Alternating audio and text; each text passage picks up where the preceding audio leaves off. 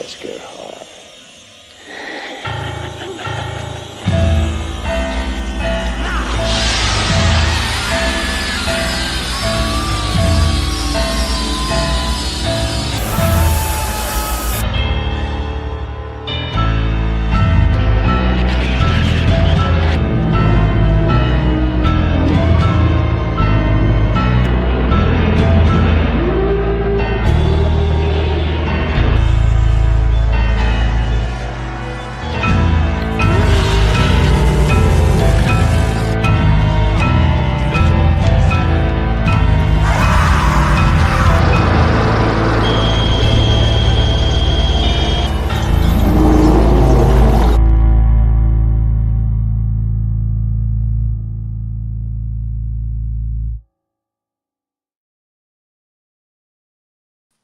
Hello, cadets. Welcome to another episode of the Big Monster Briefing Room. I am General Lemuel T. Howitzer, retired.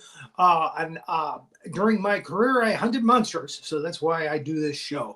These are training films that we show you. We go from beginning to end, a timeline of the movie, the training film, and we discuss what works, what doesn't work, how to kill a monster, that kind of thing. Let me bring up my able-bodied assistant, Sergeant Major Havoc. Reporting for duty, sir. All right. This month, we are going to do H.G. Wells and Jules Verne type stuff. So a lot of monsters in that stuff in the movies. Yep. So today we're doing War of the Worlds, the original, not the one where Tom Cruise is brushing people's ashes out of his hair. No, this is the original one, well, again, we'll talk about it as we go through the timeline. So it's Columbia Picture. What the? Wait. Is that the wrong one? Paramount Picture. Well, hold on. Let me see. There we go. Yep. No, it is. It's Paramount Picture. I talk about the different World Wars, and it's Paul Frees, the guy that does the Haunted Mansion voice. It talks about the machines that we use in World War I. Look at that tank, will you? And that airplane. Good God. One in Indiana Jones rolled off. He was hanging off of one of those in the latest Mission Impossible film. World War II, they talk about how they upgraded the war, the weapons, better planes, better ships, rockets. Thirsty. Need my peach tea. And now the War of the Worlds.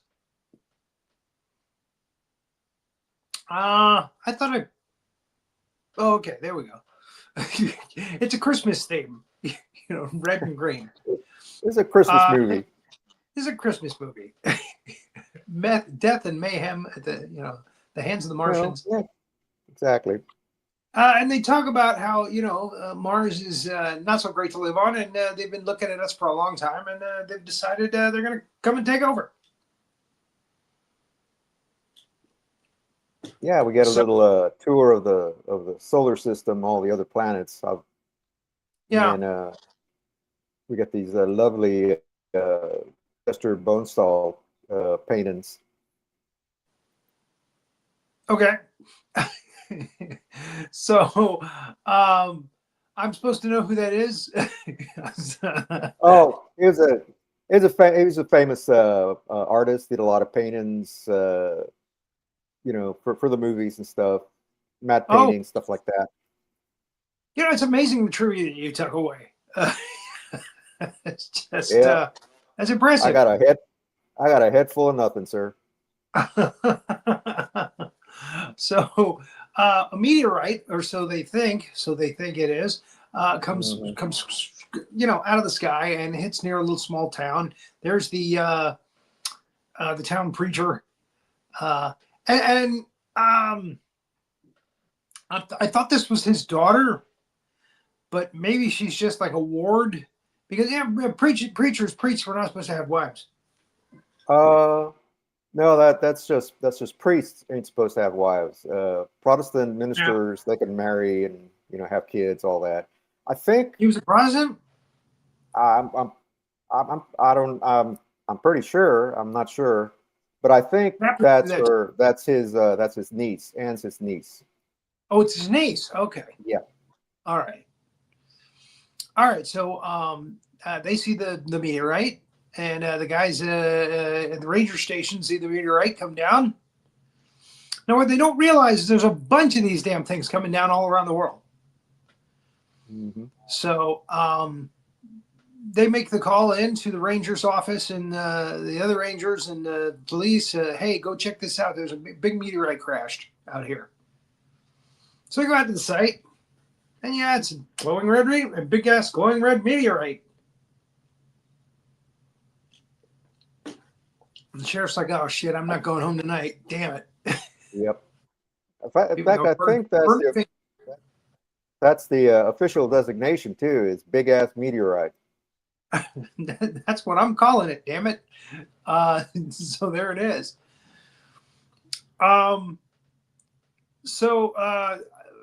Here we meet Dr. Clayton Forrester, played by Gene Barry, and he's out with some other professors, nerds, trying to camp.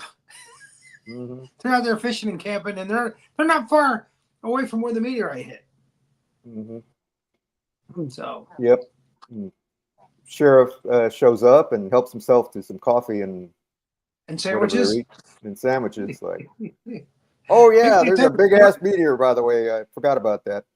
Come on over. See the big ass meteorite we just got.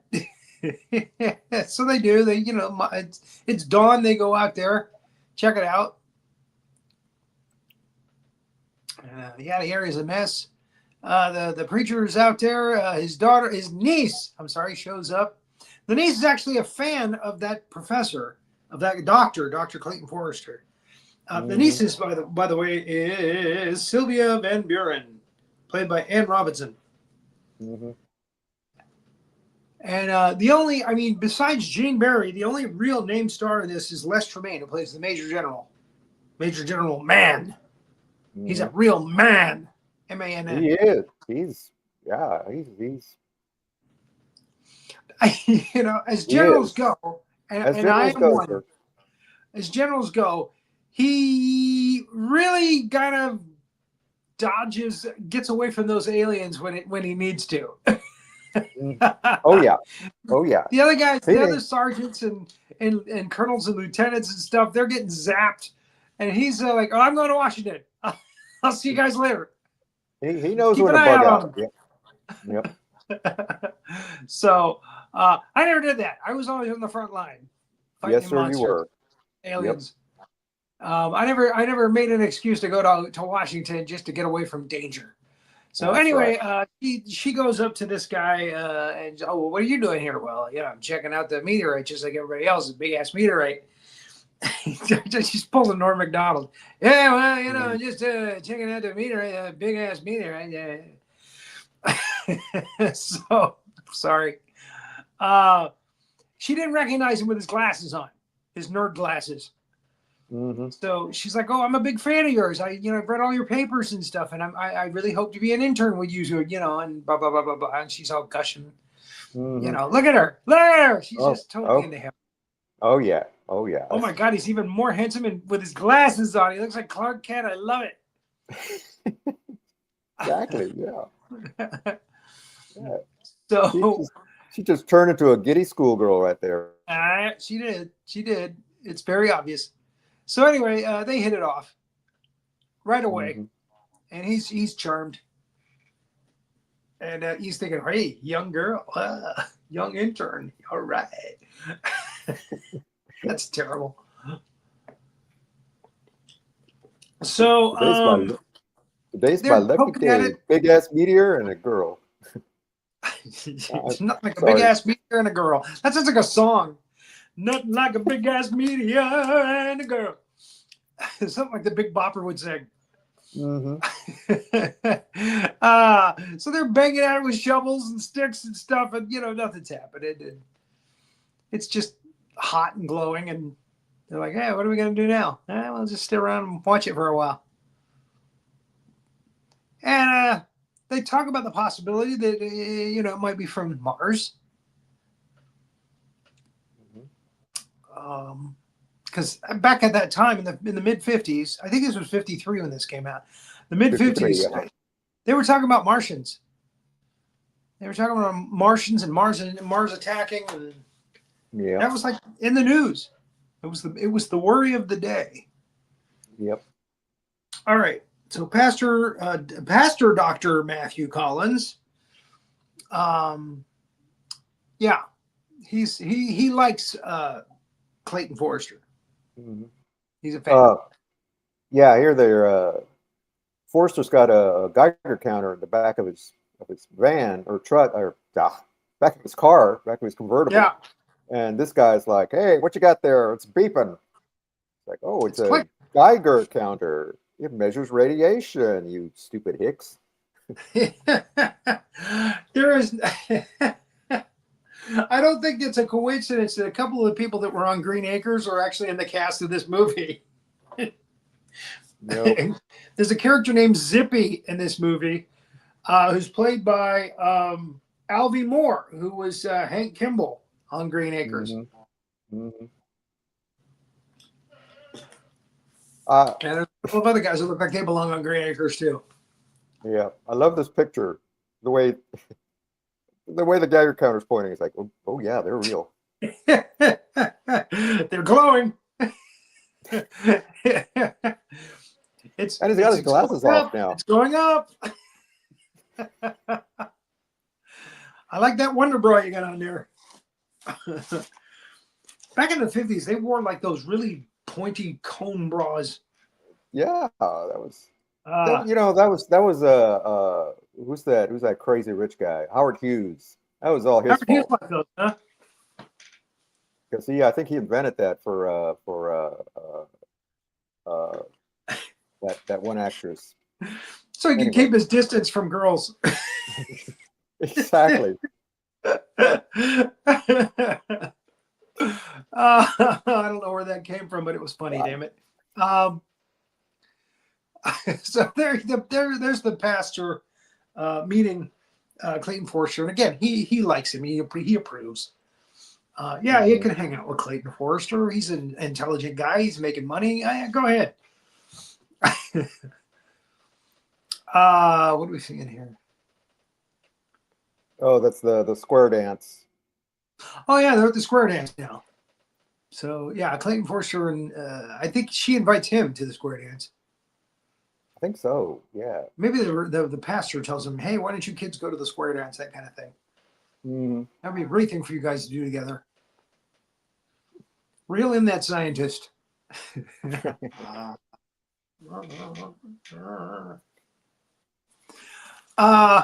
Meanwhile, back at the Meteor, they put 3 guys at the Meteor. One of them is a character actor named Jack Kruschen.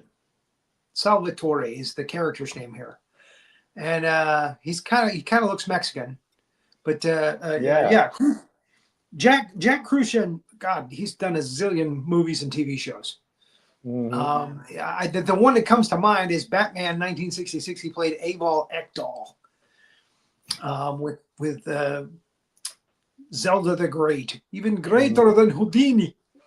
So anyway, he's like, yeah, everybody knows the flag, yeah. And they're waving the flag because the lid on this meteor screws itself off. So, yeah. Forrester's enjoying a Coke and a smile. They're having a good time at the square dance. Everybody put a roofie in her drink. It's not Cosby, damn it. Oh, Come sorry. on. Yep. I mean, the way she's gushing on him, I don't think he needs one.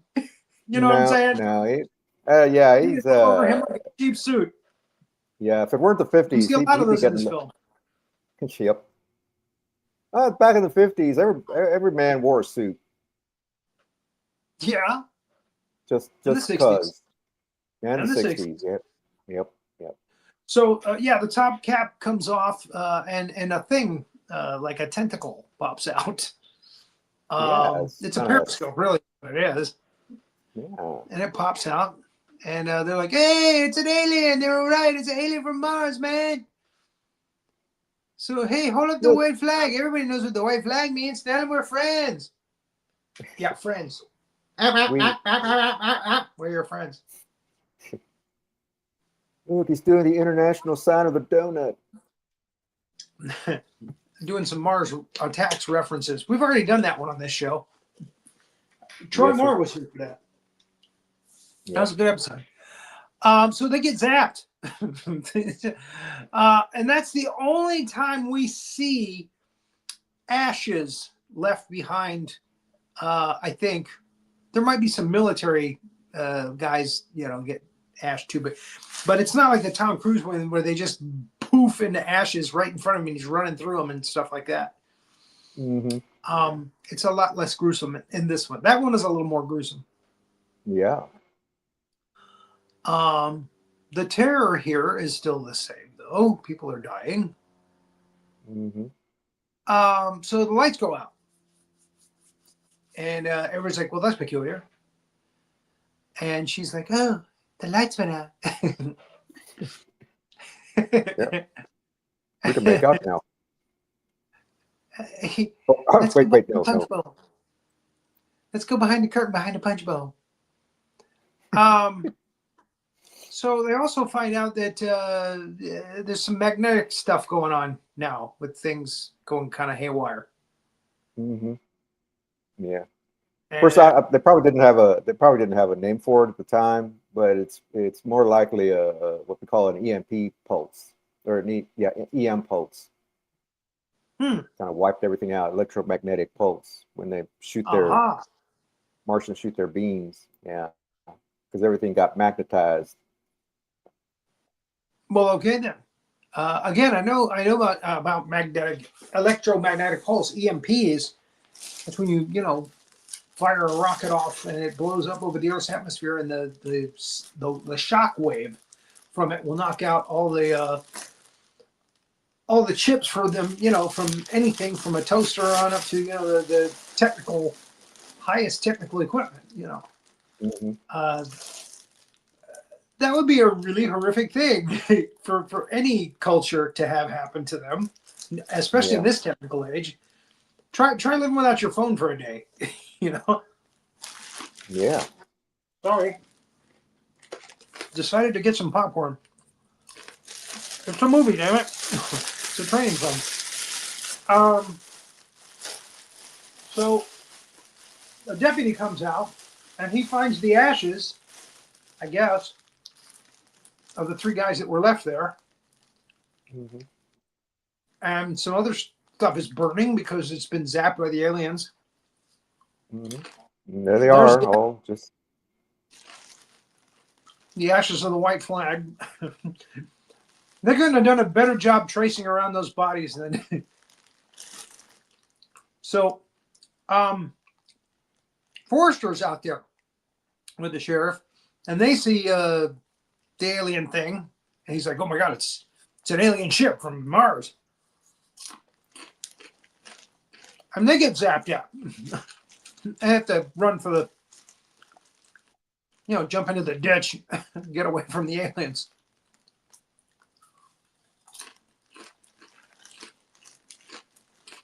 So it's the beginning of an invasion, and they also see other meteors coming down.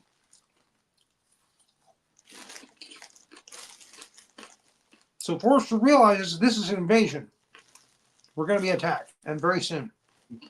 mm-hmm. The townspeople see the other meteors coming down.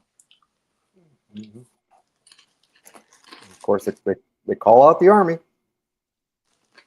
Indeed. And who wouldn't at this point? Mm-hmm. Mm-hmm. And of course, the news, the media, it's got to be out there. Oh, yeah, that's the guy.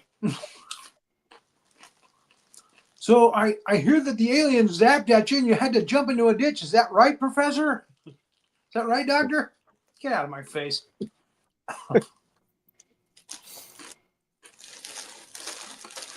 So yeah, he sets him straight on the aliens from Mars, and Mm-hmm. there's going to be more Yeah.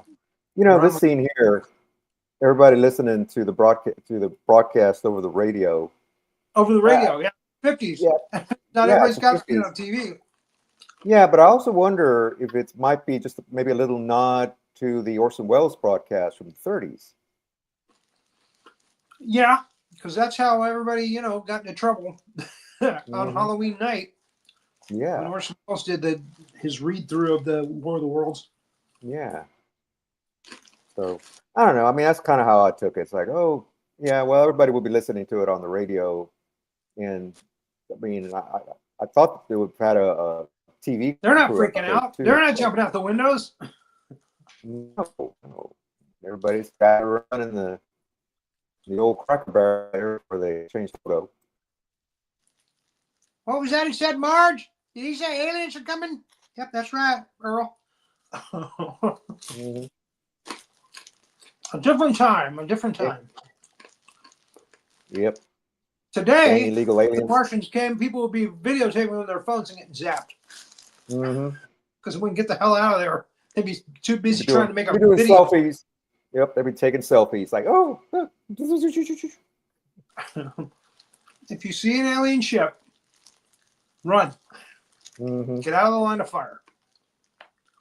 That's my advice to you during this show. So, there you go. This is where the alien ship comes out. Finally.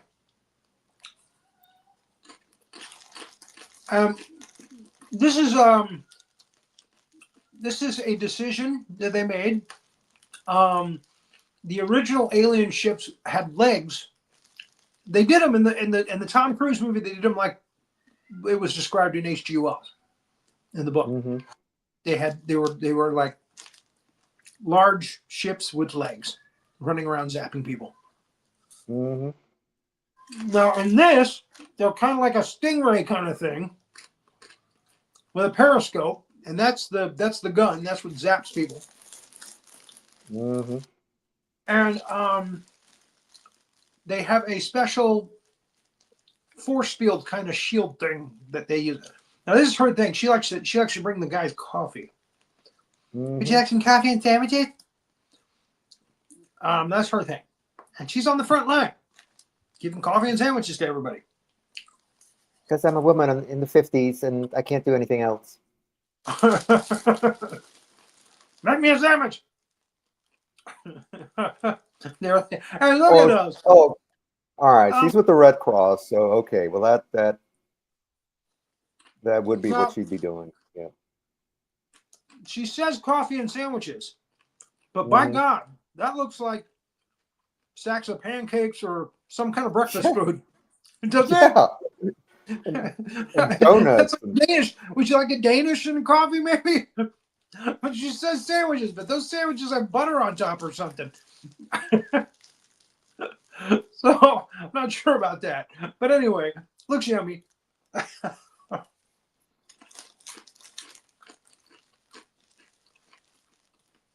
Coffee and donuts, Professor. So yeah, they're having a thing. Look into my eyes when you say make me a sandwich.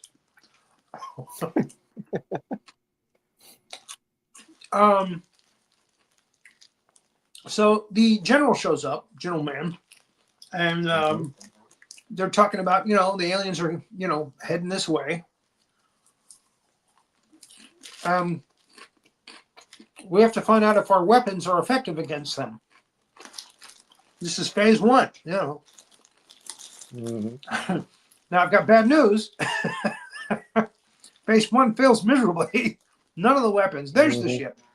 None of the weapons can touch the thing.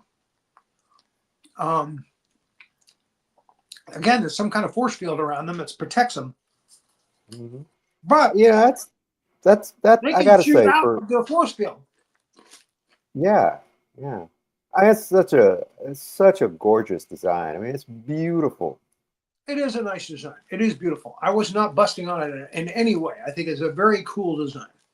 It's just not H.G. Wells put in the book. Well, no, it ain't. But But as spaceships go, this is one of the coolest ones ever created for a sci-fi film. again, it mirrors what the aliens kind of look like. Mm-hmm. They have these kind of tri-eyes, color things, and again, they have a telescoping thing that goes out, and it's like a camera. It checks out places and again, it looks like the aliens. Mm-hmm. So whoever the designer was on this, they did a very cool job on this stuff. Mm-hmm. Now the reverend, the pastor, is talking to his niece, and he doesn't like the fact that we're going to be firing at these things because he's a man of God, and we shouldn't, harm any creature, even if it's from another planet that wants to harm us, that kind of thing. And he tells her that he likes Clayton Forrester and to hang with him, which is kind of foreshadowing that he's going to go off and do something stupid, which he does. Which he does. He walks out there, takes his hat off. 3 guys with a white flag, ashes on the ground. That's not a hit and a half for your ass. Come on. And so he's walking through the valley of the shadow of death that he fears not. And of course they zap him. And she, unfortunately, is traumatized because she sees it. His niece. He was a good man. A stupid man, but a good man.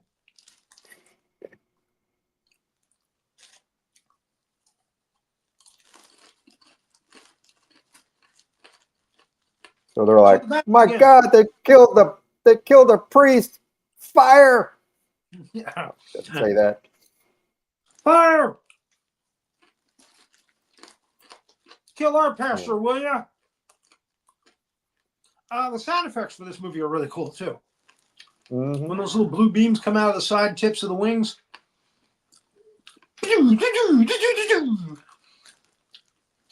And those are just as deadly as the ray up top, which is a red ray. Those blue beams, man, they just disintegrate you.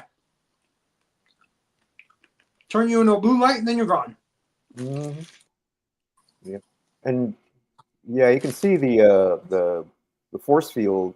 They don't call it a force field, but that's what it is. I tried to screenshot as best as I could because it's not easy to see when you're watching the movie. I mean, you get the idea of it, the hint of it. No, that's a pretty good shot right here. Well, yeah, these next couple of shots, I tried to get looks like a bubble around them. And the man is like, "Hey, they've got some kind of force field." Yes, I don't think we're going to be able to get them. Well, I'm going to Washington. I'll be back. I got to tell Washington. And here's some of the equipment appearing. Disintegrating. It's just heinous.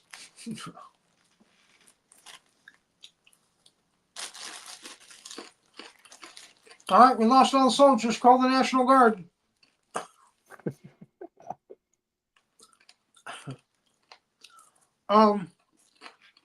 So I was reading a little bit about this movie for the and these stunts that they're doing with the fire and everything.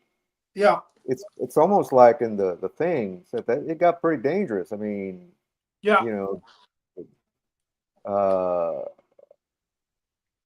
they were doing all these fire stunts, and even though it looks pretty big budget, but it actually wasn't.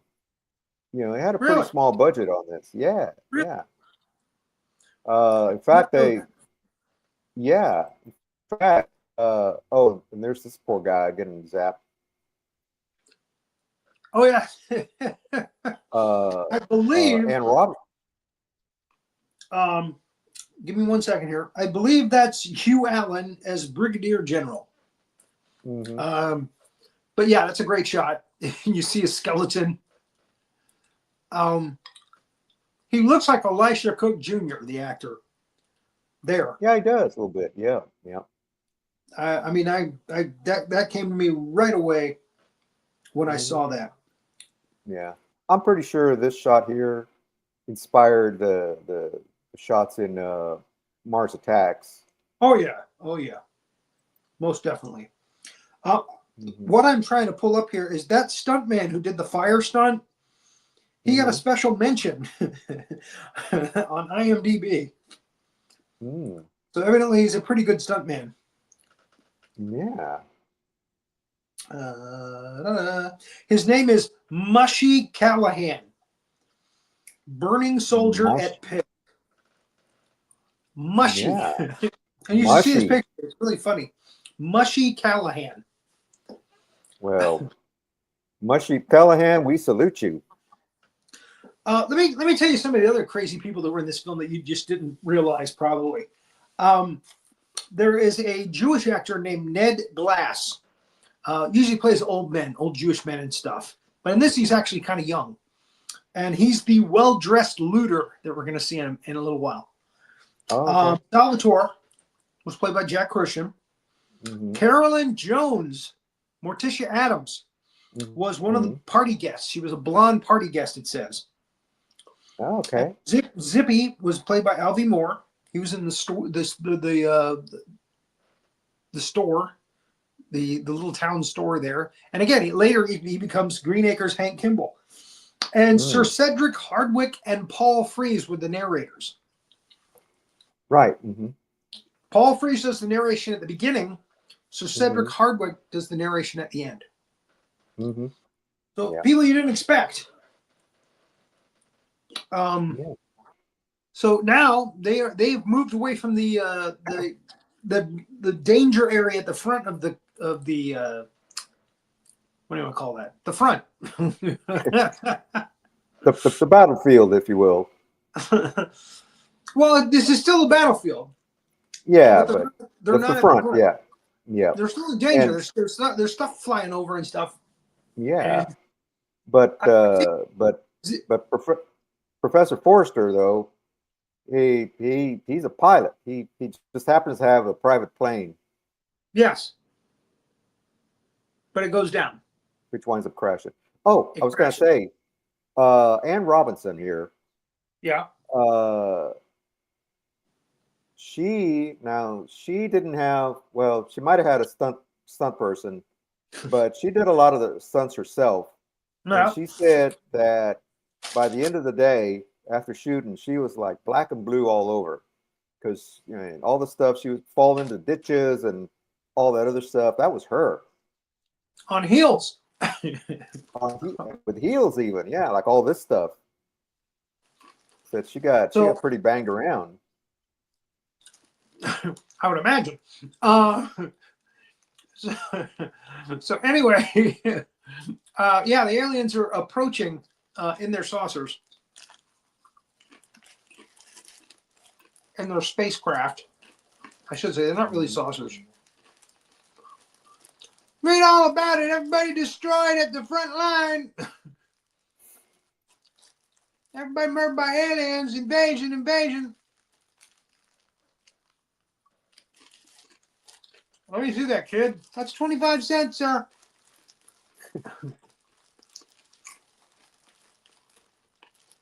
So yeah, the aliens are they're going to be moving towards civilization soon. They're out in the country now, enjoying ransacking the country, that kind of thing. General Mann is in Washington. He's explaining to everybody the situation is dire out there at the front. We've got nothing that can seem to penetrate the force field on these things. And he's like, "Where's Clayton Forrester? Did he make it?" "No, sir. We haven't heard from him." "What?" "He's out there and she's sleeping."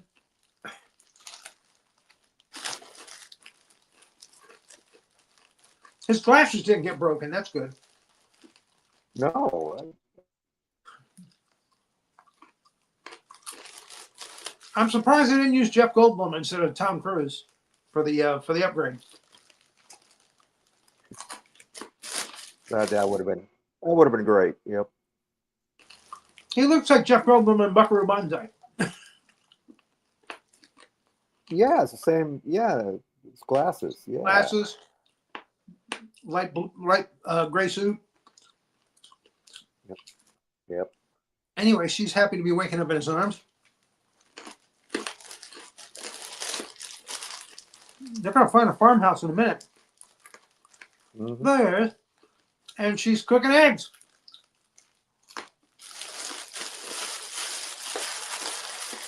I'm sorry, there's no bread to make an egg sandwich. That's okay.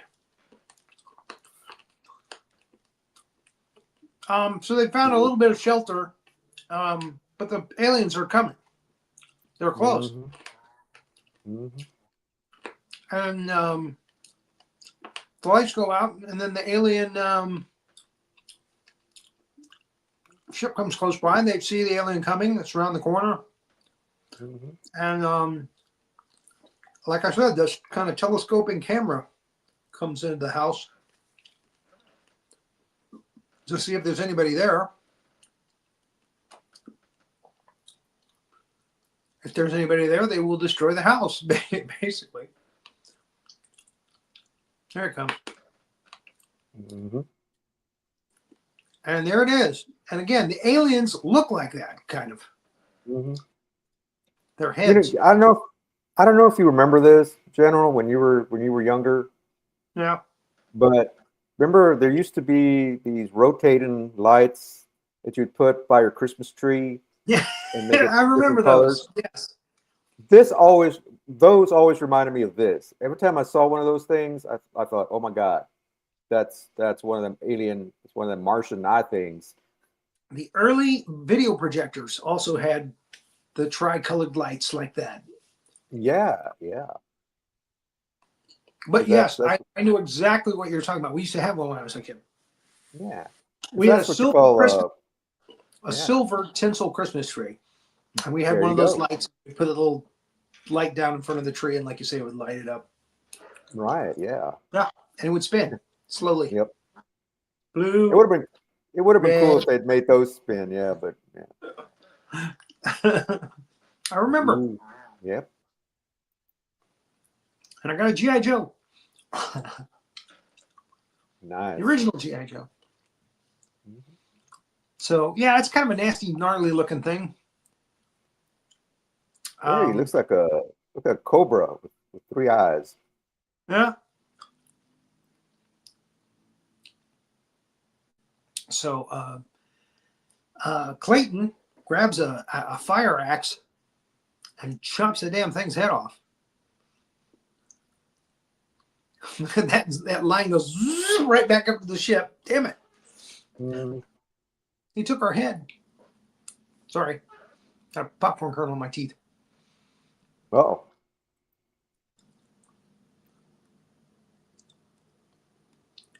I'm sorry, I'm dragging things on. This is dragging on a little longer than it should. I already said what happened. Now she's flipping out. Oh my God, they're going to come and get us. And he smacks her. Get it together. Come on, kid. Yeah.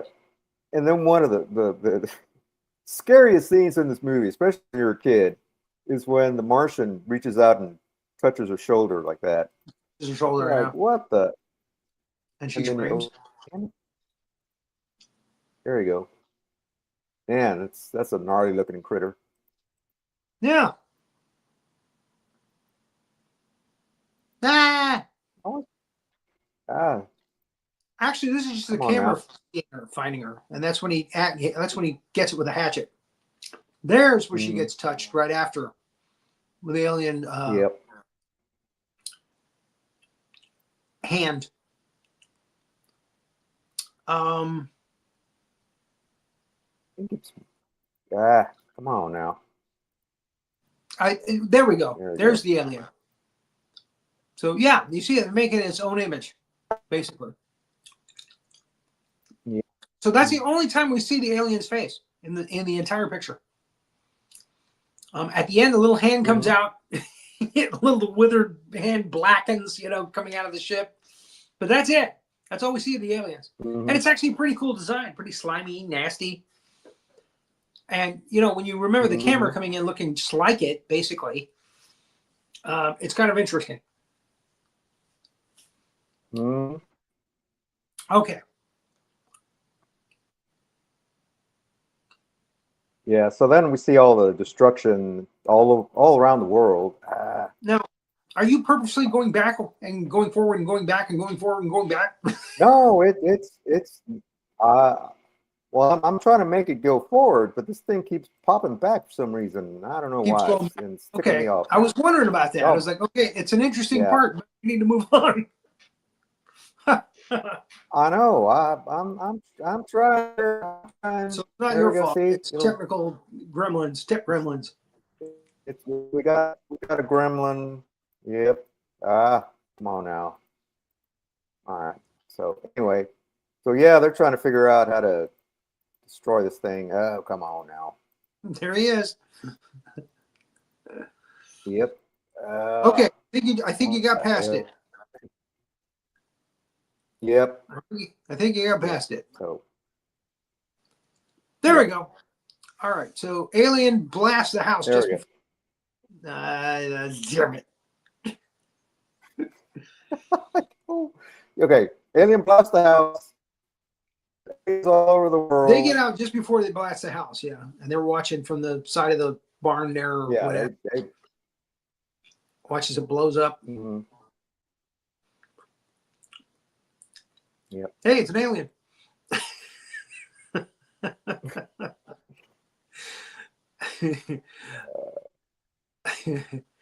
I have a penis face. And big shoulders.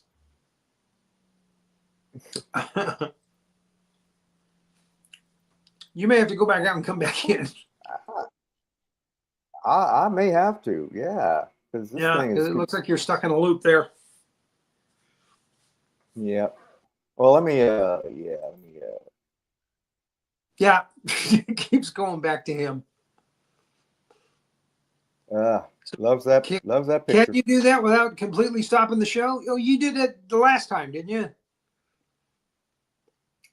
You were going to go out and come back in? I just need a.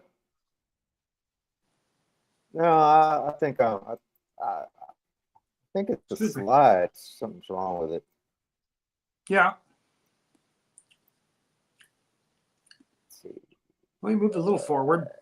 Come on. Yep. Sorry about that. Yeah, it happens. You know, yeah, tech gremlins. You're using tech.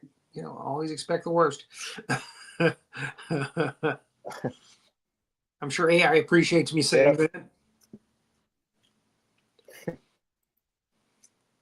When they take over the world, I'll be one of the first to go.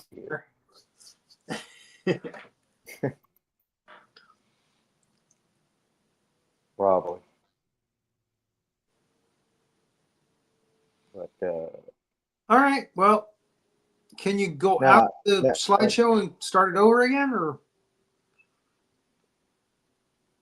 Yeah, that's what. Oh, wait, hold on. Come on now. Oh, now it's not loading. Oh, come on. All right. Well, Okay, folks. I think he left. He'll be back. And this movie was a kind of a groundbreaker in the 50s. Again, it was early 50s. Now I'll tell you, the real groundbreaker was 1951 when we saw The Day the Earth Stood Still. That was a peaceful alien attack, if you will. We actually were the ones doing the attacking first. So the alien is basically just showing his power, and it turns out he's like a policeman for the, whatever. So we've done that on this show. It was the groundbreaking sci-fi movie that's everybody's like, wow, sci-fi. Ooh, that's what. So the 50s became all about sci-fi. Really, a lot of drive-in stuff came out in the 50s.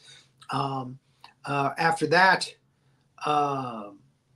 you got Earth versus the Flying Saucers. You got this one, War of the Worlds. You got The Thing from Another World with James Arnaz playing a giant carrot. again, that stuff became the norm for the 50s. And then again, a slew of other science fiction, I Married a Monster from Outer Space, that kind of stuff.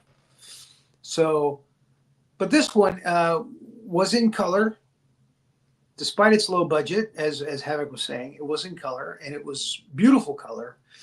And the designs and stuff, the special effects made it look like $1 zillion. So, but it was actually a very small budget. So yeah, relatively speaking, it was. I'm back. We may get a timeline. Maybe. Oh all man. Right. Yep. Yeah, I've been having problems with my internet. If the first thing I see is that alien face, I'm gonna know we're in trouble. Start back at slide one and just zoom through the first slides. Yeah. So so anyway, I was explaining. Robinson, she yeah. Go ahead. No, I was just going to talk about Anne Robinson. Oh, okay.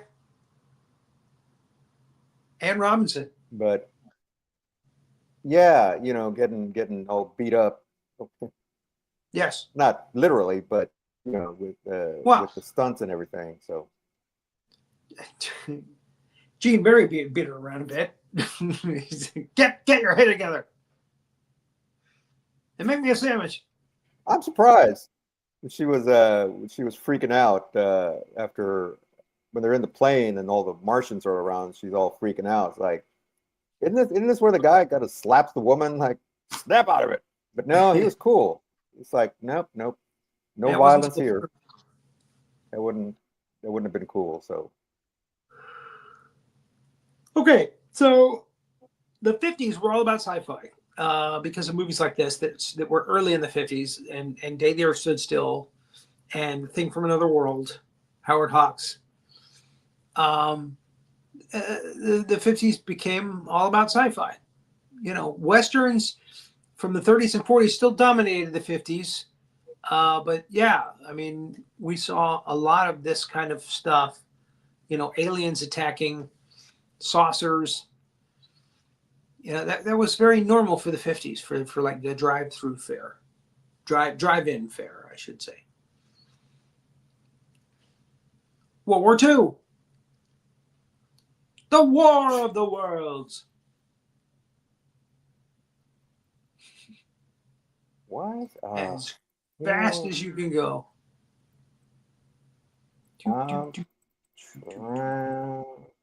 Oh, is it looping again? Is it going back?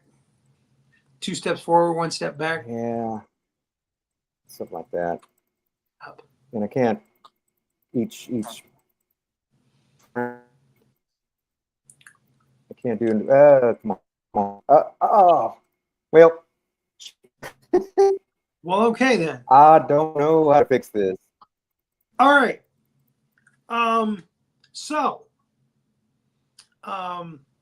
What happens is Forrester and Sylvia get to Washington. They do find their way to Washington with the head of the that camera, the alien camera thing. And they're able to, the scientists and the doctors and everybody that are together there, they're able to analyze this technology, and they're hoping to find some kind of weakness. And they use the atomic bomb, and it doesn't work. It's not powerful enough to destroy the alien craft. So it's looking pretty hopeless, and aliens are destroying cities, big cities, and the institute where Forrester and Van Buren are working, they grab all this stuff and they're going to hightail it to the hills. And unfortunately, Clayton waits too long. He's trying to pack up too much stuff or something, and he gets left behind by the group. He has to drive a truck. The group is in a bus. Looters and people going nuts because they think they're going to be attacked. They take over the bus and kick the people out and take it. And again, Clayton gets pulled out of his truck by looters, bad people that are nuts. And he's just trying to find Sylvia. So he goes to they have a conversation earlier, and she mentions the church and her faith, and if it came down to it, I would go to a church. So he realizes that she's probably in one of the churches in town. So this guy runs during the invasion, runs all over town, going to church to church to church, until he finds the one. It's like the fourth or fifth one he goes to. He finds Sylvia. So they're together again. They're gonna live out their last few minutes together, before the aliens come and destroy the church. And they hear some noise outside, and it's not the aliens like blasts and stuff from the ships. It sounds like crashing, like cars crashing. So they all go outside, and it's the ships. The ships are crashing into the buildings. They're crashing into the ground, and something's obviously awry. And it turns out that the aliens got a cold,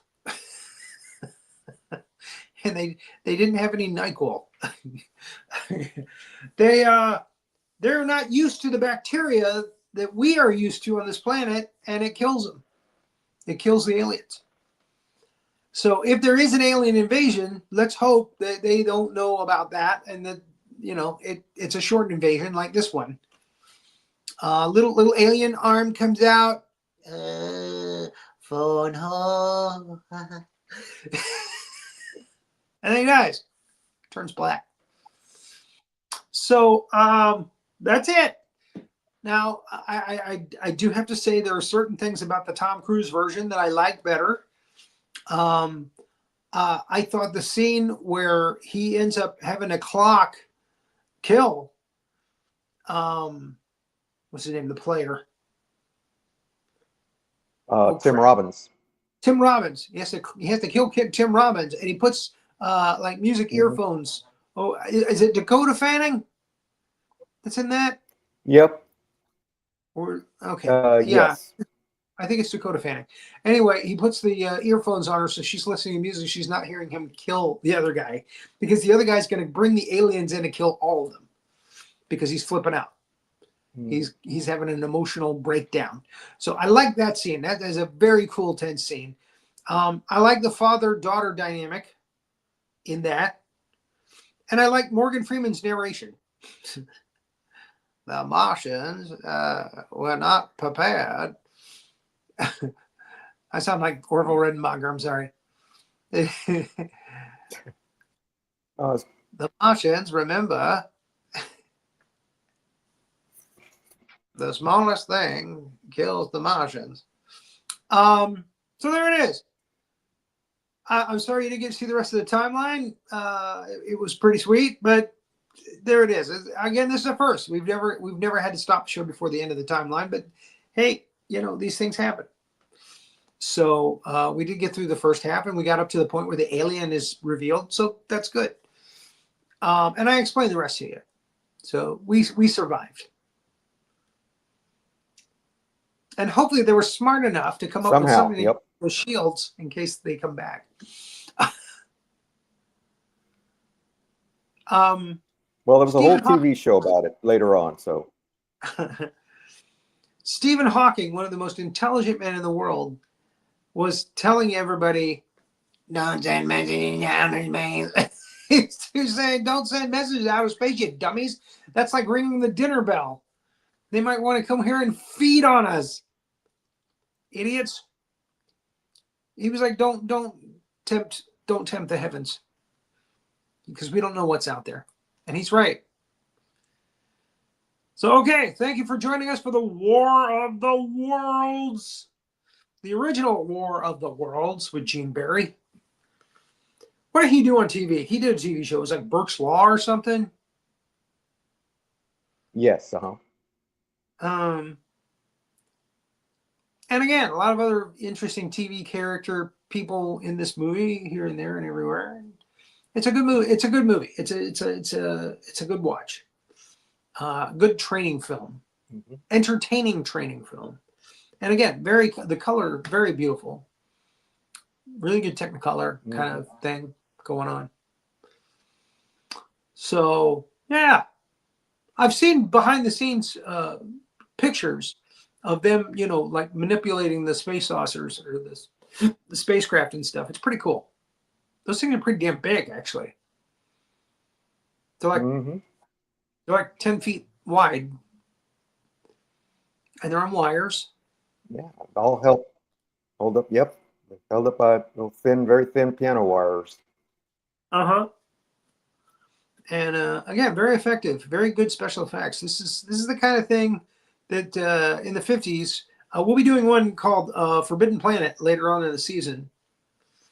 It's another one like this. It's a groundbreaking 50s sci-fi that kind of set the standard or set the bar high, really, for other sci-fi movies. What was I going to say now? I was going to say something right before I got into that train of thought. And then I saw those glasses again. Buckaroo Banzai. Have a Coke and a smile. Gotta put the roofie. Oh, that's where the roofie joke came from. I forgot he had done that commercial. Have a Coke and a smile. I remember him doing Jello pudding, but I forgot he did a Coke and a smile. Funny. Yep. All right. The next week, our show will be pre-recorded. We're going to do First Men in the Moon. I'm going to be busy on assignment myself. So hopefully I can go find freaking Hazard and bring her back. I miss her. Damn it. I've grown accustomed to her face. Then we'll go back live again the week after with more H.G. Wells, Jules Verne fun. We're going to do Journey to the Center of the Earth and The Time Machine, which has really gnarly monsters in it called the Morlock. I always thought that they should make a musical of The Time Machine. So they gave a dance number with the Morlocks. We are the Morlocks, Morlocks, Morlocks. We are the Morlocks, Morlocks, Morlocks. But anyway, I don't know why I thought that, but I always thought that would make a great musical. Hey, look what happened with Phantom of the Opera. Why not off Broadway? The Time Machine. Anyway, I'm just rambling. Join us again next week for our pre-tape show. You can't comment, or you can. We just won't answer. And that's going to be First Men in the Moon. And then we'll come back for Journey to the Center of the Earth after that with Pat Boone and James Mason. Come, Pat Boone, come, lad, come, singer lad. Going to the center of the earth. So that should be fun. Until then, keep an eye out for those big monsters and aliens. This here's Master Sergeant Havoc. Thank you for watching this episode of the Big Monster Briefing Room. Now, why don't you go ahead and give us a like and subscribe to our channel and ring that notification bell next time a big old giant monster comes calling. See y'all later.